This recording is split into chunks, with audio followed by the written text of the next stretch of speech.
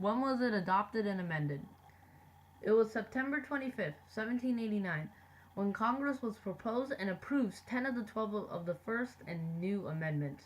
Quick fun fact, the 11th and the 12th Amendments were not approved at the time, but the 12th one would be amended until for 200 years in 1992. The first 10 of these amendments were known as the Bill of Rights, which included the Fifth Amendment. 2 out of 3/3 of the states would need to approve for the Bill of Rights for it to become law. By December 15th, 1791, Virginia finally approved the 10 of the 12 proposed to Congress, making it a 2 out of 3 state approval, which leads to it to becoming law. This means the Bill of Rights was ratified/amended on December 15, 1791. Whose idea was it? George Mason and James Madison were widely considered to be the makers of the Bill of Rights and had the biggest influence on it. George Mason's part on making the Bill of Rights had influence from both the English Bill of Rights of 1689 and Virginia's Declaration of Rights, which George Mason had actually wrote. George Mason had also advertised the idea of free individual rights. James Madison, however, has more credit to making the Bill of Rights. He had made the system of the amending and clauses to the Constitution. This system would be right for the Bill of Rights to be suggested and approved of. Why was it included? After the writing of the Constitution, George Mason criticized the Constitution that it lacked protection for human rights. Many delegates, along with James Madison, had agreed and also didn't like the idea of not having the ability to change and edit the contents of the Constitution or add clauses. They had proposed the Bill of Rights, and Congress approved the idea of being able to amend and add clauses to the Constitution. This would allow the Bill of Rights to come to light. These amendments would act as guards for basic human rights for living in America, including that people that are having accused of crimes or involved in legal disputes. What does it mean? The Fifth Amendment is actually the longest amendment of the Bill of Rights and gives the 5 rights with the justice system.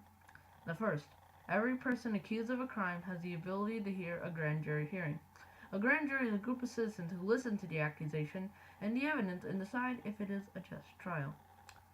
Second, if a person is accused of a crime and found not guilty, they cannot be accused for the same crime, also known as double jeopardy. Third, the people accused in the trial cannot be self-incriminated, which is giving evidence/testimony that can be used against themselves in court. This is why police give the Miranda warning, to remain silent, or what they say could be used against them in court until questioning. Fourth, a person cannot be proven guilty until, beyond a reasonable doubt, the person is guilty of the crime they were accused of through due process and the follow of laws. The last one is the government cannot take private property for the public without definite reasoning. The government has to pay a fee when they build road and such on private property.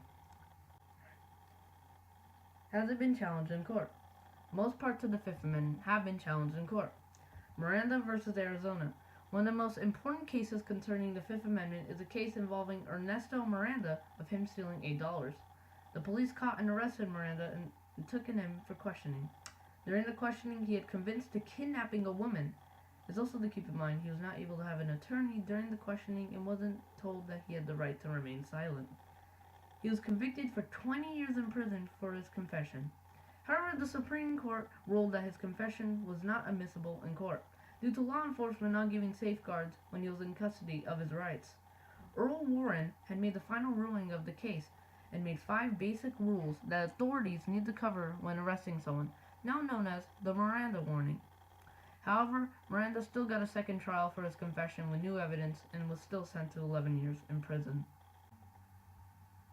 Kelo versus the City of New London.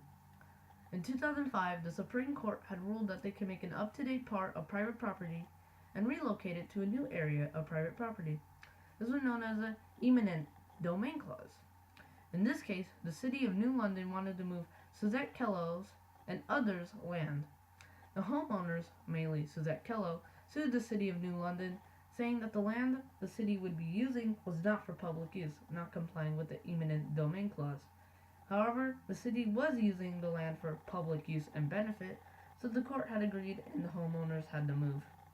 Now, land taken from the eminent domain clause has to be for public use, not for self or private property.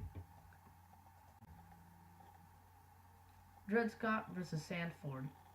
Back when slaves were still legal during the 1800s, before the Civil War and the 14th Amendment, which gave slaves citizenship, Sandford had brought his slave, Dred Scott, into a state where slavery is outlawed. To keep in mind, the Supreme Court had ruled that slaves were not citizens and their children and so on were not either, unless born in a slave-free state, and Congress had no ruling in it. Dred Scott had made the case that he had become a free man and citizen the moment he had stepped into the free state. Sadly, the due process rights of Sandford protected him, since he was technically just bringing property with him, since slaves were considered property, not real people. This court case is one of the most controversial of them all and would influence other cases of different topics. I hope you learned at least one thing from this video. Thanks for watching.